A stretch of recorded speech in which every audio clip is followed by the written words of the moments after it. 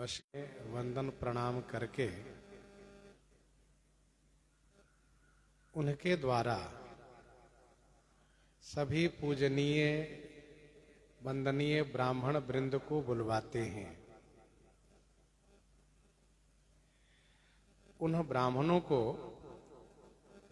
दंडवत प्रणाम करते हुए अर्चन वंदन करते हैं। इसके बाद 4 लाख की संख्या में दूध देने वाली कामधेनु के समान सवत्स धेनु मंगवाते हैं और उनको सब प्रकार से समलंकृत करके प्रसन्नता पूर्वक ब्राह्मणों को गौदान करते हैं।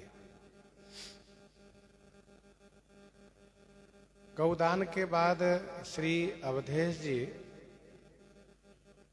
विनती पूर्वक ब्राह्मणों से कहते हैं कि आज हमने जगत में जन्म लेने का लाभ प्राप्त कर लिया है।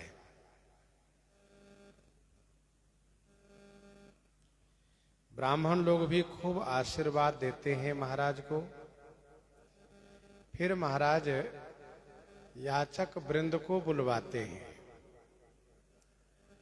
और उन याचकों को उनकी इच्छा पूछ करके जान करके फिर उनको वाहन वस्त्र प्रदान करते हैं।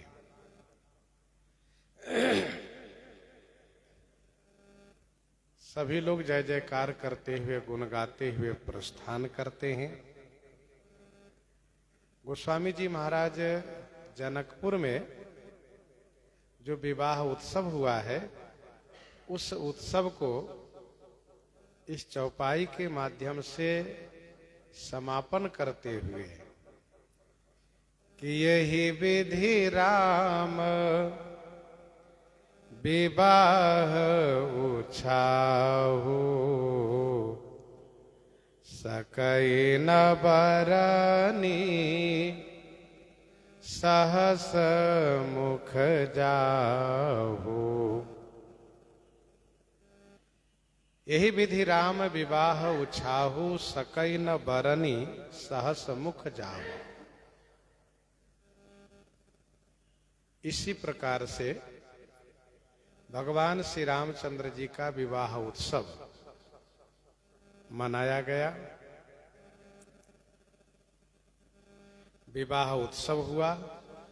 जाहु सहस मुख बरनी न सकई। जिनको 1000 मुख है वह भी वर्णन नहीं कर सकते हैं। इसी प्रकार से यह उत्सव अयोध्या जी में होगा और जब अयोध्या जी में उत्सव होगा तो उत्सव के समापन में गोस्वामी जी वहां पर एक चौपाई प्रस्तुत करेंगे। बालकांड के समापन पर प्रभु विवाह जस भयऊ उछाहु सकई न बरनी गिरा अहि नाहु। अर्थात भगवान श्री सीताराम जी के विवाह उत्सव को कोई वर्णन नहीं कर सकते हैं।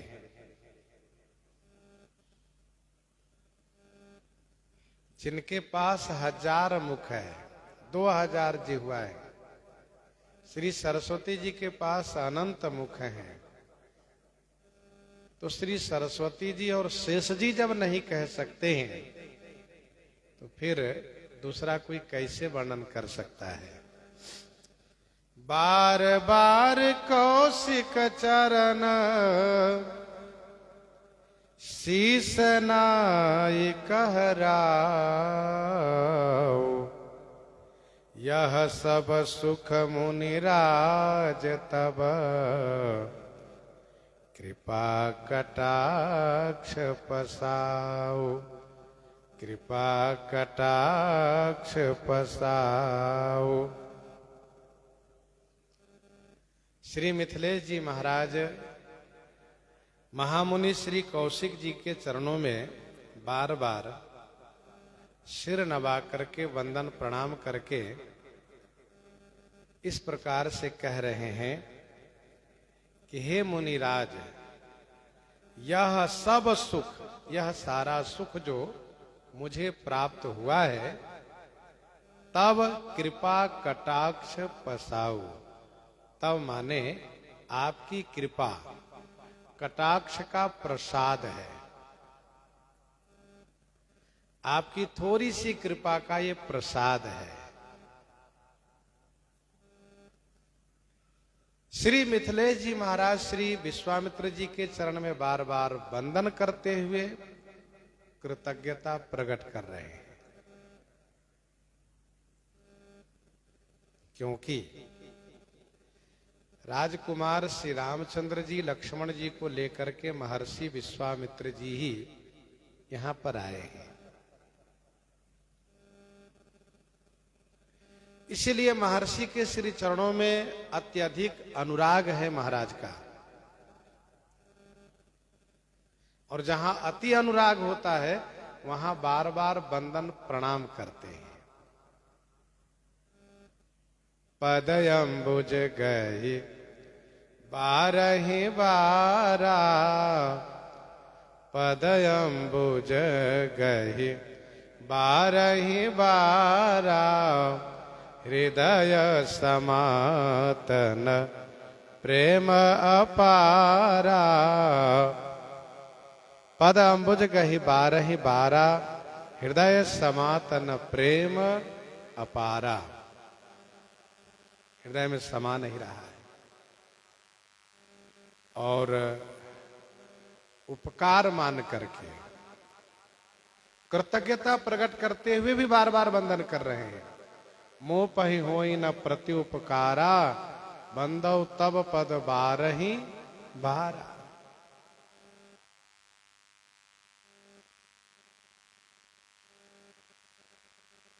तो श्री जनक जी महाराज कह रहे हैं कि ये सब सुख मुझे आपकी थोड़ी सी कृपा से प्राप्त हुआ है।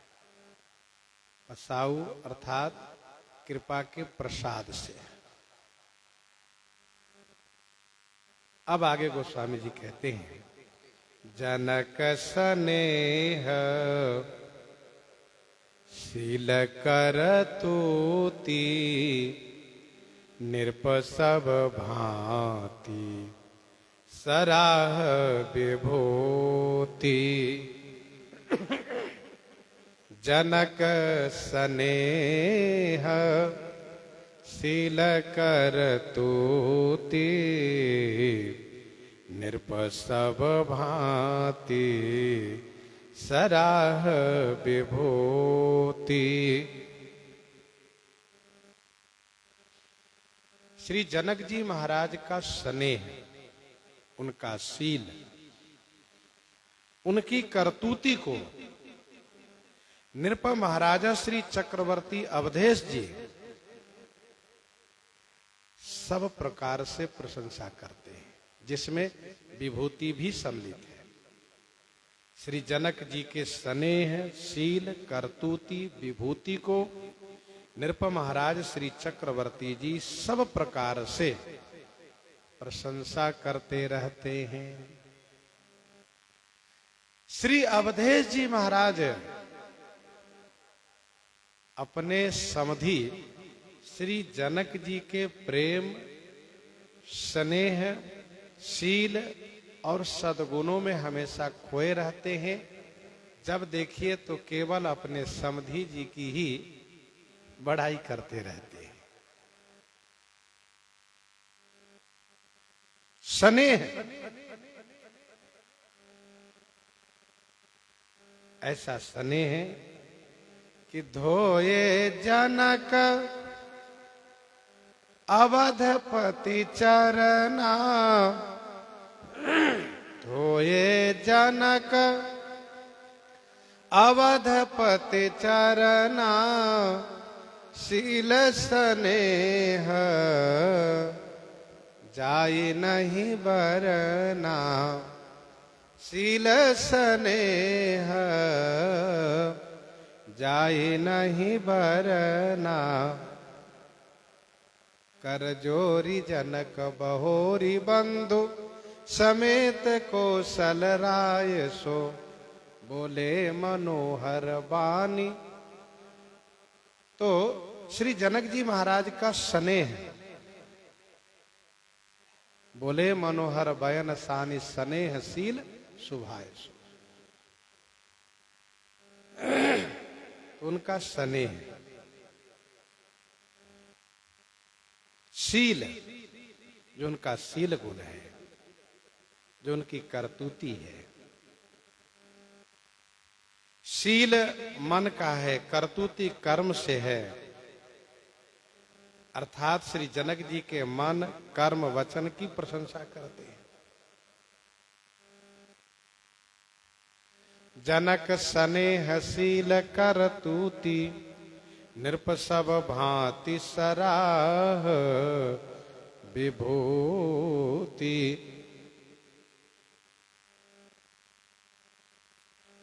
दिन उठी विदा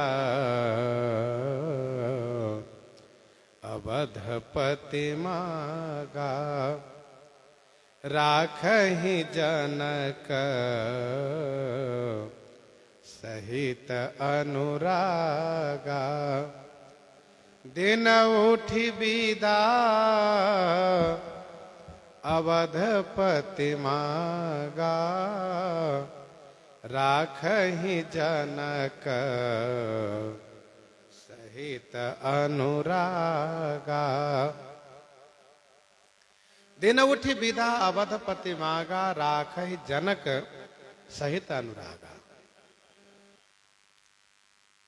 दिन उठी, प्रतिदिन प्रातः काल उठ करके अवधपति विदा मांगा, विदा मांगते। श्री चक्रवर्ती जी महाराज का जो उठने का समय है, जगने का समय है, उस समय में श्री जनक जी महाराज उनके पास पहले से आकर के उपस्थित हो जाते हैं। समधी जी की सेवा में समधी जी बिल्कुल सकारे से ही लग जाते हैं। जैसे श्री अवधेश जी सोकर जगते हैं और दोनों में जब राम श्याम प्रणाम होता है तो श्री अवधेश जी महाराज श्री जनक जी से ये कहते हैं कि समधी जी, आज आप हमको विदा कर दीजिए, हमको जाने दीजिए। तो श्री जनक जी महाराज बड़े अनुराग पूर्वक हाथ जोड़ करके उनको रोक लेते हैं, यह कह करके कि समधी जी आप जाइएगा कैसे आज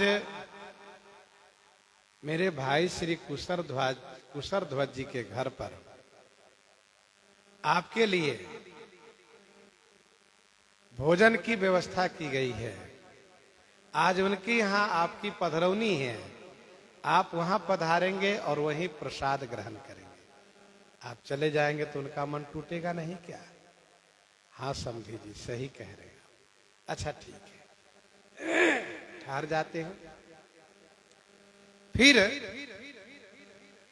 दूसरे दिन जब श्री चक्रवर्ती जी जगते हैं तो तैसे देखते हैं कि श्री मिथिलेश जी आए हुए हैं, मिलते हैं, फिर प्रणाम आदि होता है, व्यवहार होता है। श्री अवधेश जी कहते हैं समधी जी आज जाने दीजिए, और हम तो चाहते हैं कि हमको अभी ही जाने दीजिए, स्नान आदि हम रास्ते में ही कर लेंगे, स्नान आदि रास्ते में कर लेंगे, आज जाने दीजिए। तो श्री जनक जी महाराज हाथ जोड़ लेते हैं और कहते हैं समधी जी आज महामंत्री जी आपके स्वागत की पूरी तैयारी किए हैं। तो इसी प्रकार से कभी भाई, कभी महामंत्री, कभी सेनापति, कभी गुरु श्री शतानंद जी महाराज, और फिर जो नगर के जो वरिष्ठ हैं सेठ, कभी उनका नाम लेते हैं, उनके घर आपकी पधरौनी है। अब श्री अवधेश जी जान गए कि रोज इसी प्रकार से मेरी पधरौनी रहेगी। गोस्वामी जी कहते हैं राखहि जनक सहित अनुरागा, बड़े अनुराग पूर्वक प्रातः काल इसलिए उपस्थित हो जाते हैं कि हाथ जोड़ करके कहेंगे कि आज जाने का नाम नहीं लीजिएगा। कभी कभी तो श्री जनक जी पहले कह देते हैं कि समधी जी आज जाने का नाम नहीं लीजिएगा। अच्छा ठीक है, कल तो जाएंगे ना। अब कल की बात कल फिर बताएंगे।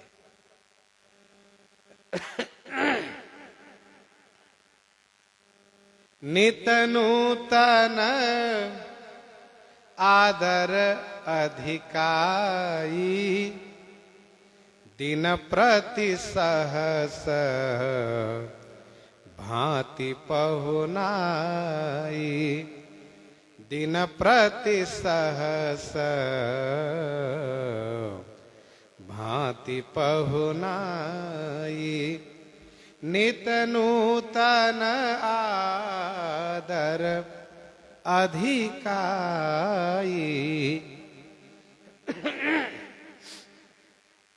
नित नूतन आदर अधिकाई, दिन प्रति सहस भांति पहुनाई। नित नूतन, नित्य, नूतन माने नया, अधिकाई माने अधिकता के साथ आदर प्राप्त हो रहा है, आदर दे रहे हैं श्री जनक जी महाराज। अच्छा, जहां समधी जी की पधरौनी होगी वहां श्री जनक जी महाराज स्वयं वहां पर खड़े हो जाते हैं। पूरी तैयारी का निरीक्षण भी करते हैं, देखते हैं कहाँ क्या, कहीं कोई कमी न रह जाए। और मेरे समधी जी को ऐसा न लगे कि आज भाव में कुछ कमी आ गई, सो नहीं होना चाहिए। नित नूतन आदर अधिकाई, नित्य रोज नया और अधिकता के साथ आदर श्री मिथिलेश जी महाराज अपने समधी जी को प्रदान कर रहे हैं। दिन दिन सैगुण भूपति भाव, दिन दिन सैगुण भूपति भाव, देखी सराह महामुनि राव, प्रतिदिन बढ़ा करके आदर दिया जा रहा है। बड़े बाजे गाजे के साथ जहां पधरौनी होनी है वहां लेकर जाते हैं, फिर वहां गायन होता है, बाजे बजते हैं और फिर महाराज का भोजन और उनका सम्मान आदर के साथ फिर उनको पहुंचाते हैं जनवास से। ये क्रम रोज चलता है। सबसे बड़ी बात यह है कि भोजन में नित्य नयापन होता है। जो कल बना था वो आज नहीं, आज उससे बदल करके विशेष, इसको कहते हैं विशेष स्नेह, विशेष आदर। रोज ही एक ही चीज का उपयोग हो तो मेहमानी में वह व्यक्ति उब जाता है कि रोज तो यही मिलता है खाने को, चलो घर ही चलते हैं। जब नित्य नया हो तो फिर मेहमानी में आनंद आता है कि ठीक है मेहमानी।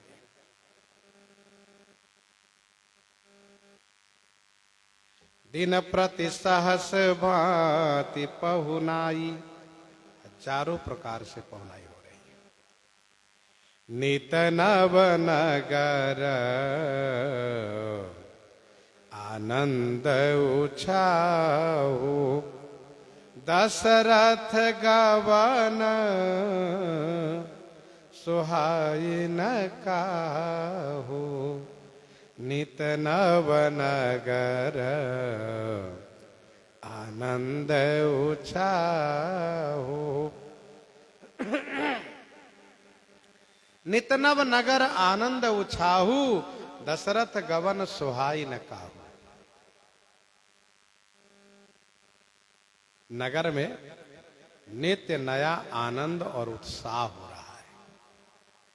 इसका मतलब ये हुआ कि नित्य नए नए कार्यक्रम रखे जाते हैं।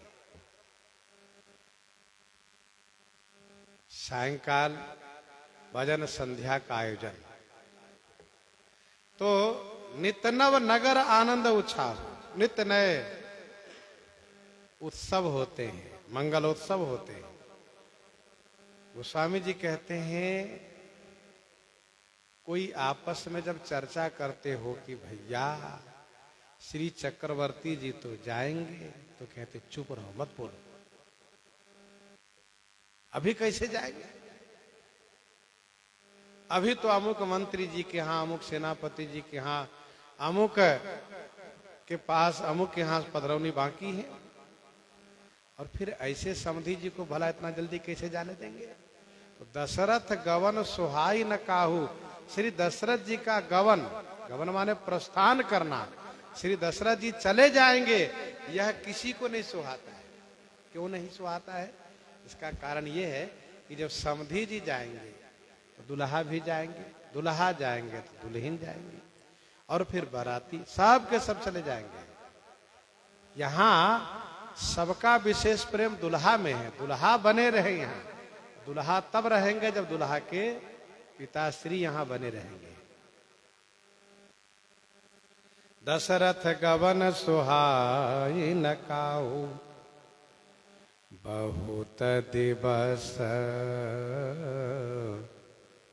बीते यही भांति, जनु स्नेह रजु बंधे बराती, जनु स्नेह रजु बंधे बराती, बहुत दिवस बीते यही भांति। बहुत दिवस बीते यही भांति, यही भांति माने इसी प्रकार से। बहुत दिवस बीते माने बहुत दिन बीत गए। जनु स्नेह रजो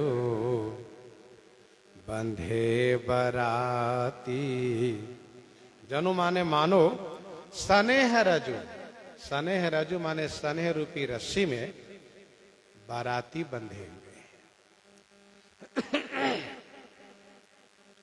बहुत दिवस बीते यही भांति, जनु स्नेह रजु बंधे बराती।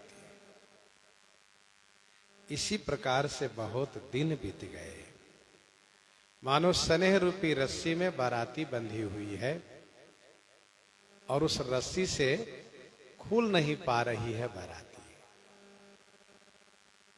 ध्यान दीजिएगा, बाराती जनकपुर में विवाह के बहुत पहले आ गई थी।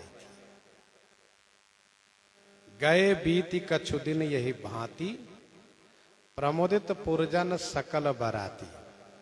अच्छा, तब सबका मन लगा था कि अब विवाह का जब मुहूर्त आएगा तो विवाह हो जाएगा, तो सबका ध्यान विवाह में लगा हुआ था। अब विवाह हो जाने के बाद फिर अब सबका चित्त, बाराती जनों का चित्त घर की ओर चला गया है। सबको घर की याद आ रही है कि अब हम लोग घर चलेंगे, अपने परिवार लोगों से मिलेंगे। लेकिन यहाँ पर सोचते हैं कल जाएंगे, तो कल के लिए अनुमति नहीं है। अब इसी प्रकार से कल कल आज कल करते हुए महीनों बीत गए, बहुत दिवस बीते यही भांति।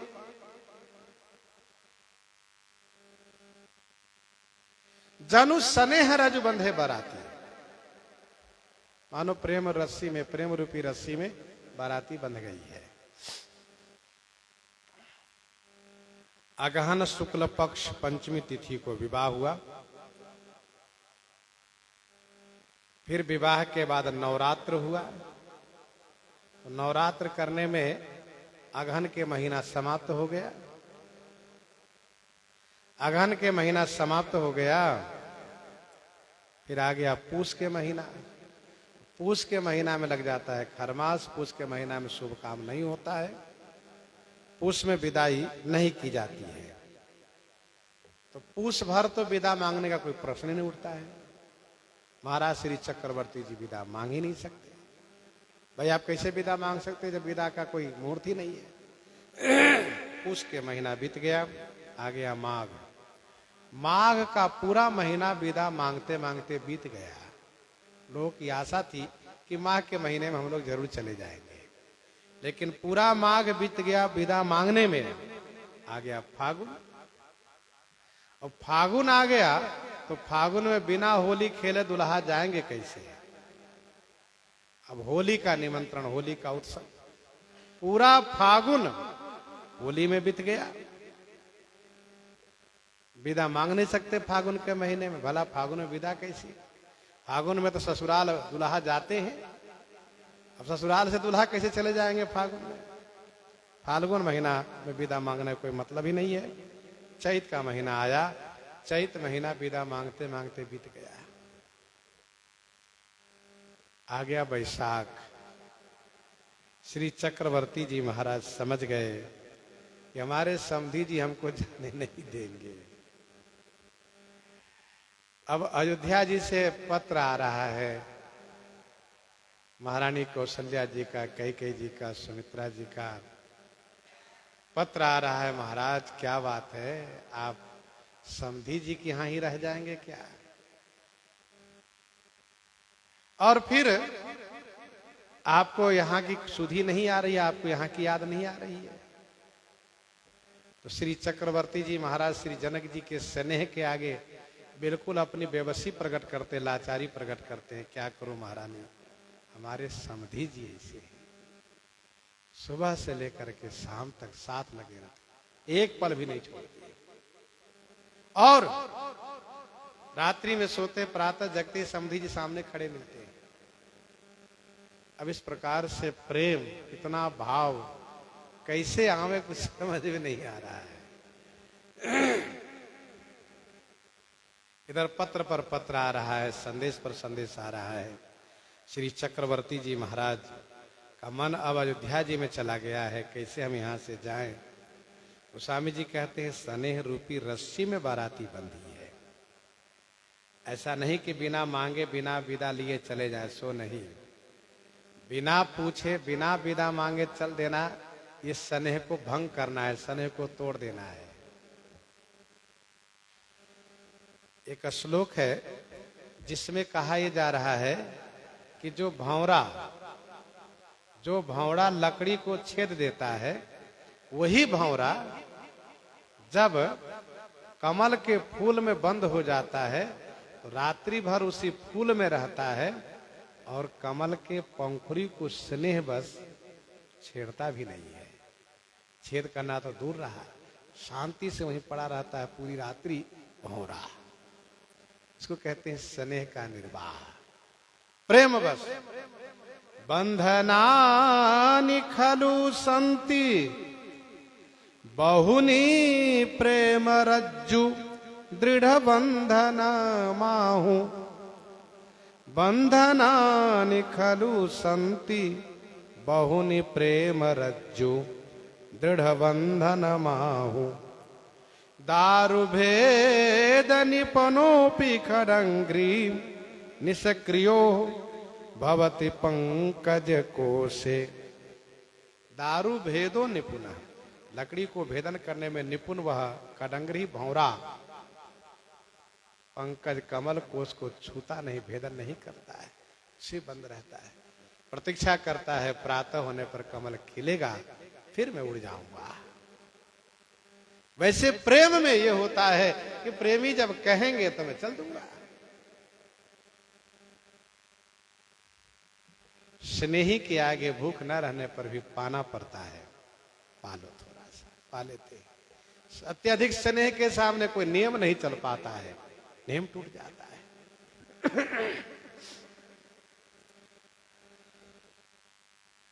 वैशाख में श्री चक्रवर्ती जी महाराज ने महामुनि श्री विश्वामित्र जी से कहा कि हे मुनिराज, अब आप ही विदा करवा सकते हैं, नहीं तो हम विदा यहां से नहीं ले पाएंगे। तो महामुनि श्री विश्वामित्र जी ने कहा, ठहरिए, हम आज विदा की व्यवस्था कराते हैं। कहा महाराज, अयोध्या की प्रजा प्रतीक्षा कर रही है श्री रघुनाथ जी के दर्शन की, तथा श्री राघव चारों भाइयों के साथ इनकी चारों बहुओं के दर्शन की प्रतीक्षारत है अयोध्यावासी।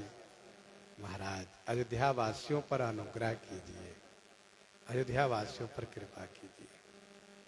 तो श्री विश्वामित्र जी महाराज सतानंद जी को साथ में लिए, कहा हे सतानंद जी आइए हम दोनों चल करके श्री जनक जी को समझाते हैं। कौशिक सतानंद तब जाए, कौशिक सतानंद तब जाए, कहा विदेह नृपहि समुझाए, कहा विदेह नृपहि समुझाए। कौशिक सतानंद तब जाई, कहा विदेह नृपहि समझाई। तब महामुनि कौशिक विश्वामित्र जी महाराज और श्री सतानंद जी महाराज जा करके विदेह नृपहि समझाई कहा। विदेह नृपहि माने राजा श्री मिथिलेश जी को समझा करके कहा। तब कब? जब श्री चक्रवर्ती जी विदा मांग करके थक गए हैं, अब वे समझ गए कि मैं विदा नहीं ले पाऊंगा, तब उन्होंने श्री महामुनि विश्वामित्र जी से कहा। तो श्री विश्वामित्र जी अवधेश जी की ओर से और सतानंद जी महाराज जनक जी की ओर से श्री जनक जी को समझाने गए दोनों। वैसे श्री विश्वामित्र जी महाराज के प्रति श्री जनक जी की बड़ी श्रद्धा है। श्री महामुनि विश्वामित्र जी का एहसान है श्री जनक जी पर, क्योंकि श्री राम लक्ष्मण जी को लेकर के आप ही आए हैं। और श्री विश्वामित्र जी की बात को श्री जनक जी टाल नहीं सकते हैं, फिर भी साथ में श्री सतानंद जी को रखा है, जिनका नाम ही सतानंद है, आनंद की मूर्ति हैं। तो श्री सतानंद जी इनके पुरोहित जी हैं। सतानंद जी जनक जी की ओर से और श्री विश्वामित्र जी अवधेश जी की ओर से, दोनों महामुनि महाराज श्री विदेह को समझाते हुए कहा, राजन आप सचमुच विदेह हैं। आपको जैसे अपने शरीर की सुधि नहीं रहती है ना, वैसे आप विदा करना भी भूल गए। राजन आप प्रेम गांठ बांध रखे हैं, गांठ आप को खोलना पड़ेगा, गांठ खोल दीजिए, क्योंकि आप राजा हैं और एक राजा दूसरे राजा की व्यवस्था को समझ सकते हैं। आपके समधी जी भी राजा हैं, चक्रवर्ती राजा हैं। राजा के बिना राज कार्य सुचारू रूप से चल नहीं पाता है। ठीक है, कुछ दिन के लिए गए तो मंत्री लोग संभालते हैं, लेकिन राज्य कार्य तो बढ़िया से राजा से ही चलता है। और राजा के न रहने पर प्रजाजनों में अव्यवस्था फैलती है और कुछ लोगों को परेशानी होती है। प्रजा को परेशानी हो, प्रजा को कष्ट हो, तो उसके जिम्मेदार राजा बनते हैं। इसलिए आप एक राजा होने के नाते राजा की विधि व्यवस्था को समझते हुए आप विदा कर दीजिए। आप सने हैं, गांठ को खोल दीजिए। आप जब तक कहिएगा नहीं समधी जी आपके जाएंगे नहीं।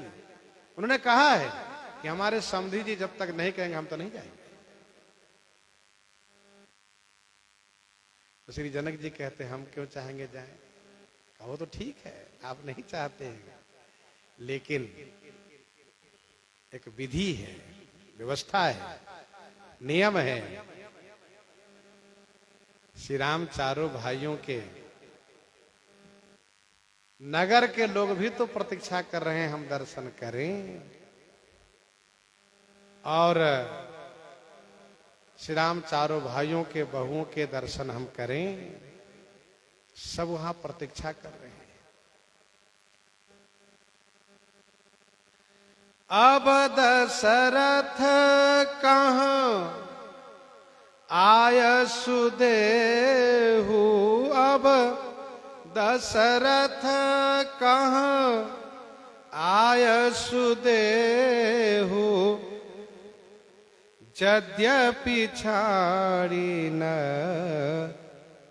सकहूं सनेहु, यद्यपि छाड़ी न सकहूं सनेहु अब दशरथ कहाँ आय सुदेहु। अब श्री दशरथ जी महाराज को आप आदेश दीजिए। यद्यपि आप स्नेह को नहीं छोड़ सकते, हम जानते हैं।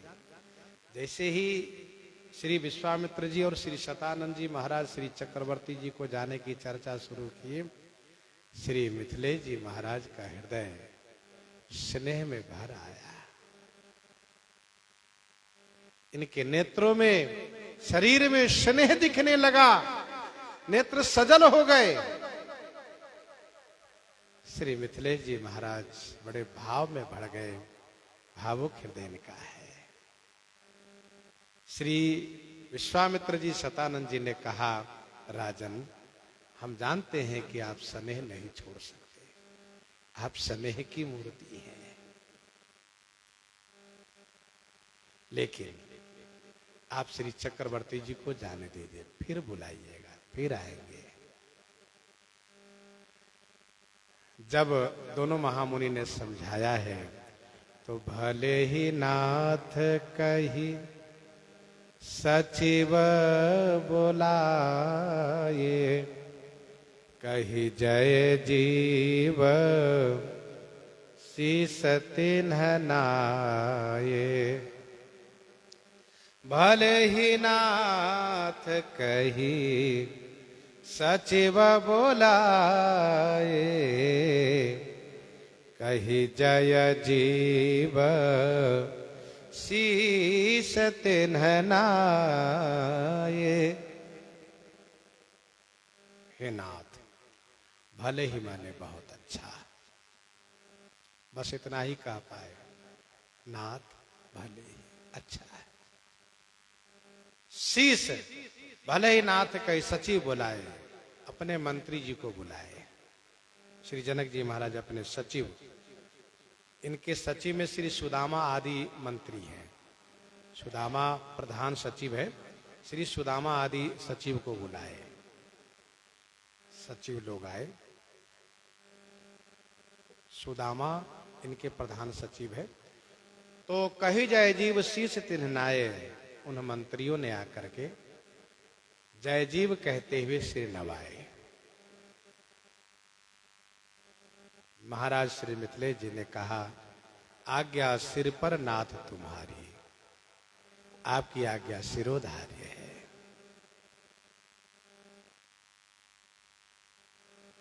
कह शिव जतपि उचित असनाही। जैसे श्री राम जी कहते हैं कि जाकर के विवाह कीजिए, तो श्री शंकर जी कहते उचित तो नहीं, लेकिन आपकी आज्ञा है, स्वीकार है। कह शिव जतपि उचित असनाही, नाथ बचन पुण्य मेटी न जाही। वैसे श्री जनक जी कहते हैं कि यद्यपि उचित तो नहीं लग रहा है, लेकिन आप कह रहे हैं तो ठीक है, आपकी आज्ञा सिरोधार्य है। भले ही नाथ कही सचिव बोलाए, कही जय जीव शीस तिन्ह नाये। मंत्री लोग जय जीव कहते हुए सिर नवाए, प्रणाम किए। यह मंत्रियों द्वारा शब्द का उच्चारण करते हुए प्रणाम करने की विधि है। देखि सचिव जय जीव कही किन्हु दंड प्रणाम, सेवक सचिव सुमंत्र बोलाए, कही जय जीव शीस तिन्ह नाये। जय जीव का अर्थ होता है आपकी जय हो और आप जियो। जय माने आपकी जय हो, सदैव आपकी जय हो और आप जियो, मतलब आप चिरंजीवी हो, आप विजयी हो, चिरंजीवी हो, ये इसका मतलब होता है। महाराजा श्री मिथिलेश जी ने अपने मंत्रियों से कहा, अवधनाथ चाहत चलन भीतर करहु जनाऊ, भय प्रेम बस सचिव सुनी, विप्र सभासद राव, विप्र सभासद राव। अवधनाथ चाहत चलन, भीतर करहूं जनाव। श्री अवधनाथ अवधेश जी अयोध्या वासियों पर अनुग्रह करते हुए अयोध्या के लिए प्रस्थान करना चाहते हैं। आप रनिवास में यह सूचना कर दीजिए, रनिवास में यह सूचना दे दीजिए।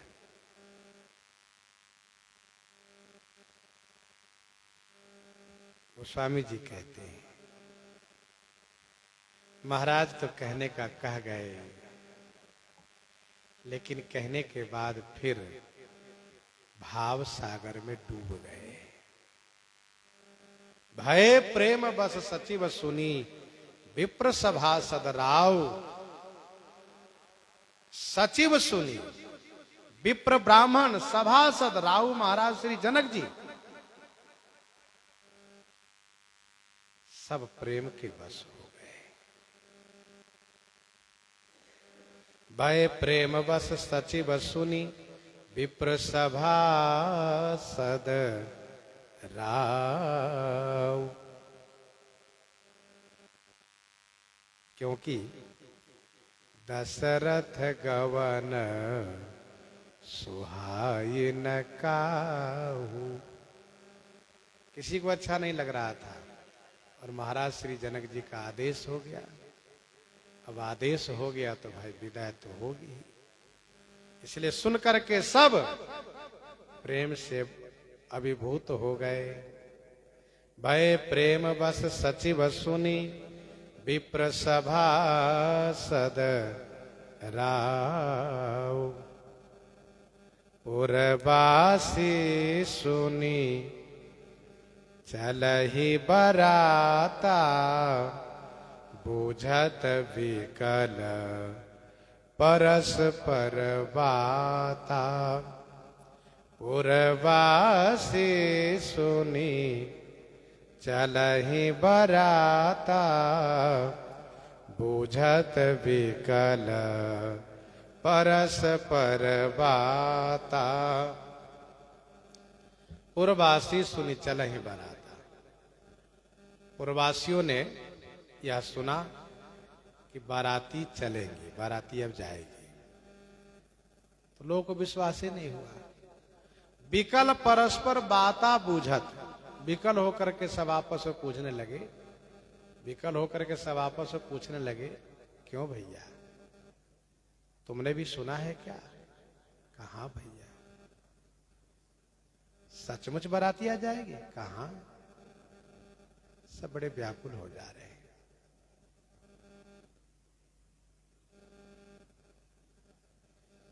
सूची कटा न्याय से पूर्वासियों का प्रेम थोड़े में कह दे रहे हैं, क्योंकि आगे फिर विदाई के प्रसंग में इन लोगों का प्रेम कहते बनेगा नहीं, इसलिए पहले इनका प्रेम।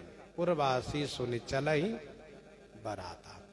महाराजा श्री जनक जी ने मंत्री जी को यह कह करके कि अवधनाथ चाहत चलना, भीतर करहु जनाओ, सभा को समाप्त किए। सभा को ही पर समाप्त किए, सभा विसर्जित किए। अब सब के सब वहां से चल दिए, और सब के सब चल दिए तो स्वाभाविक है कि सब जगह चर्चा फैल गई। यह बात पूरे नगर में व्याप्त हो गई कि आज ही बाराती जाएगी। अरे आज ही कहां? सत्य गवन सुनी सब बिलखाने,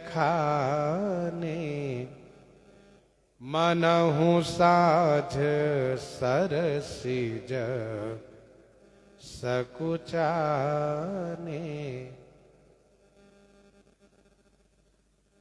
सत्य गवन सुनी सब बिलखाने। सत्य माने सचमुच, गवन होगा आज सचमुच प्रस्थान करेंगे, विदाई होगी। सब बिलखा गए। बिलखा गए माने सभी का चेहरा रोने जैसा हो गया, सब दुखी हो गए, बड़े व्याकुल हो गए। बिलखाई का मतलब बिलख जाना, रोने जैसा हो जाना। सीता मातु स्नेह बस, बचन कहे बिलखाई। अब सबको इस बात को लेकर कष्ट होने लगा कि हे विधाता, ये क्या हम सुन रहे हैं। एकदम से आनंद समाप्त हो जाएगा।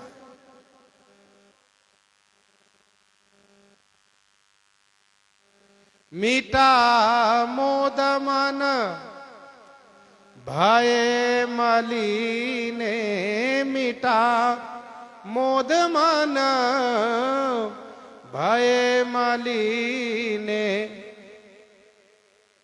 मिटा मोद मन भय मलिने। मन मलिन हो गया, सब बड़े दुखी हो गए, मानो निधि देकर के छीन लिए गए हो।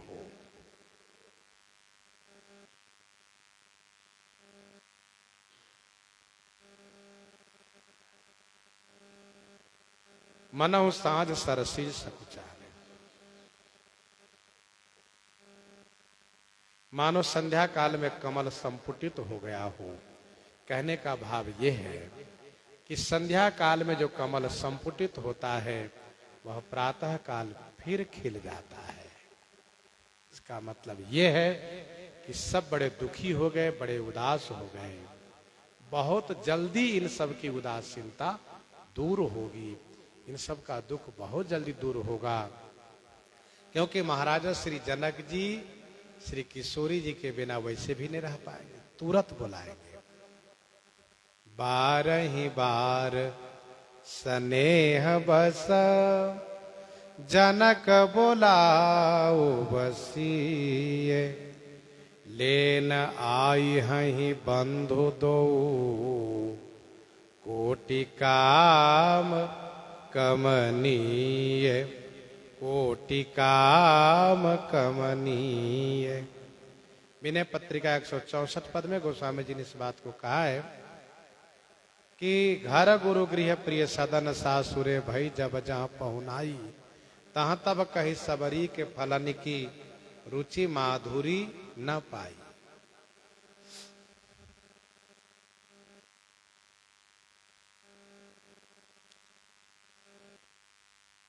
तो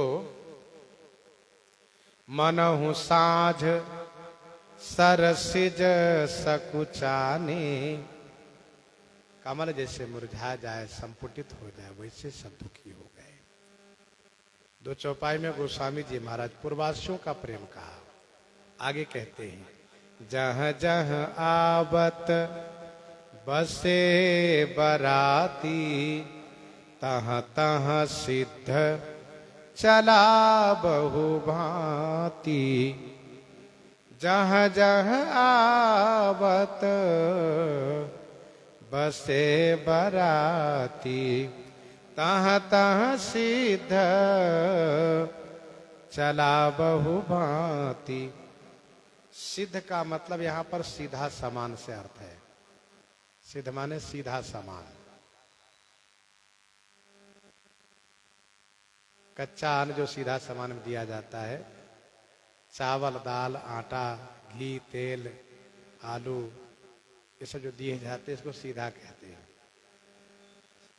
तहाँ तहाँ सिद्ध चला बहु भांति, तहाँ तहाँ माने वहां वहां बहुत प्रकार से सीधा सामान भेजे गए, रसोई की सामग्री, यूं समझिए। जहां जहां आवत बसे बाराती, बारातियों को आते समय में ठहरने के लिए प्रबंधन महाराज श्री जनक जी ने किया था। बीच बीच बरबास बनाए, सुरपुर सरिस संपदा छाए, बीच बीच बरबास बनाए, सुरपुर सरिस संपदा छाए। असन सैन बर बसन सुहाए, पावहि सब निज निज मन भाए।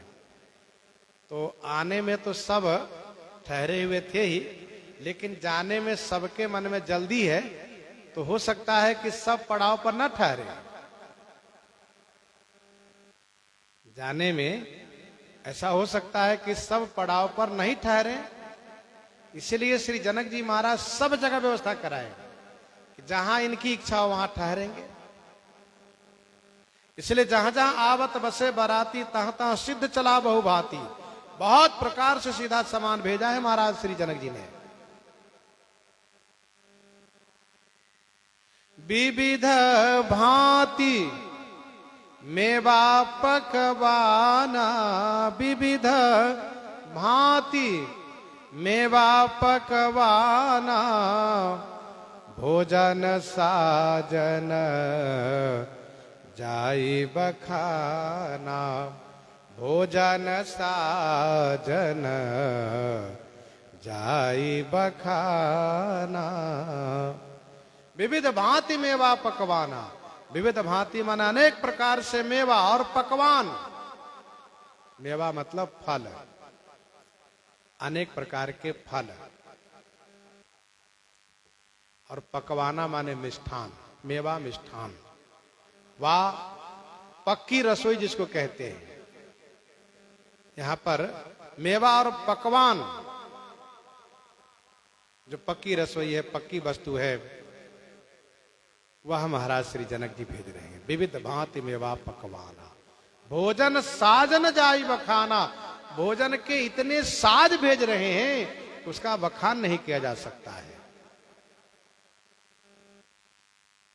महाराज श्री जनक जी चाहते हैं कि जैसे आने में सकल बारातिन मंदिर भूले, जाने में भी व्यवस्था होनी चाहिए। ऐसा ना हो कि आने में खूब सेवा की गई और जाने में पानी की व्यवस्था भी ना हो, सो नहीं होना चाहिए।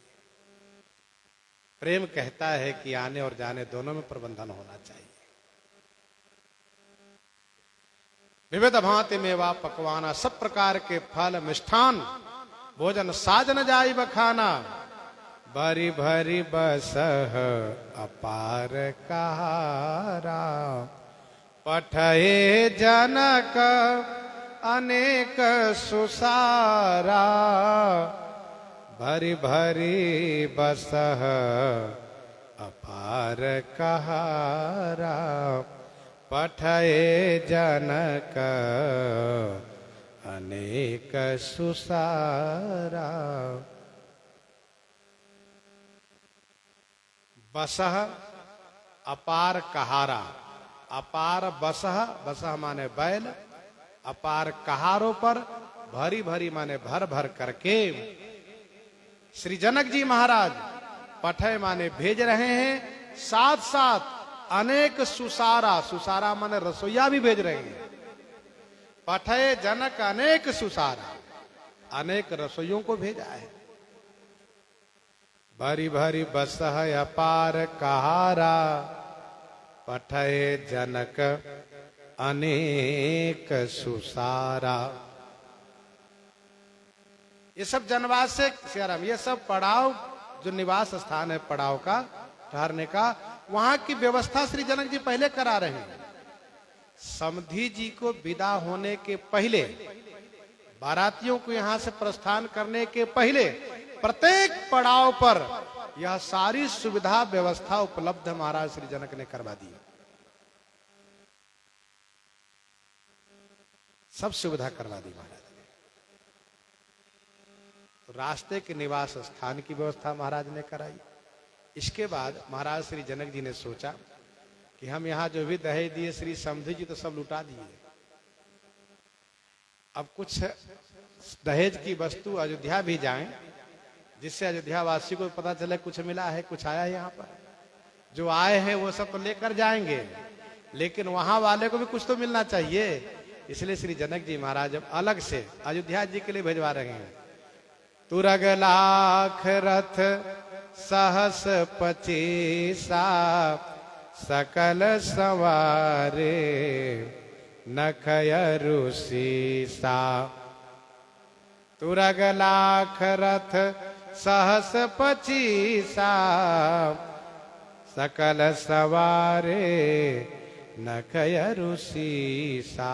1,00,000 घोड़ा, 25,000 रथ, 10,000 हाथी, सबको नख से शिखा पर्यंत संवार करके, और फिर इसके बाद सोना, वस्त्र, मणि बैलगाड़ियों में भर भर करके, तथा दूध पीने के लिए महिषी भैंसी, धुन माने गौ, और उपयोगी अनेक वस्तुएं। गोस्वामी जी कहते हैं गिनती हम नहीं कर पाएंगे। इन सभी को श्री जनक जी महाराज तैयार करके, संवार करके सीधे अयोध्या जी के लिए प्रस्थान करवा दिए। ऐसा क्यों? ऐसा इसलिए ये सब सीधे अयोध्या जी पहुंचे, नहीं तो हमारे समधी जी बड़े उदार है, रास्ते में लुटा देंगे। तो श्री जनक जी महाराज सब भेज रहे हैं, पूरी तैयारी के साथ व्यवस्था में लगे हैं। प्रसंग को यहीं पर हृदयंगम करते हैं। साथ साथ इस सूचना निवेदन के साथ कल कथा विराम रहेगी, परसों फिर कथा हम लोग करेंगे उसी समय से जिस समय से कल किए थे, केवल आज भर के लिए समय परिवर्तन था। तो फिर कल से हम लोग, कल विश्राम रहेगी, परसों से फिर कथा कहेंगे, सुनेंगे। इन्हीं के साथ आज सीताराम सीताराम।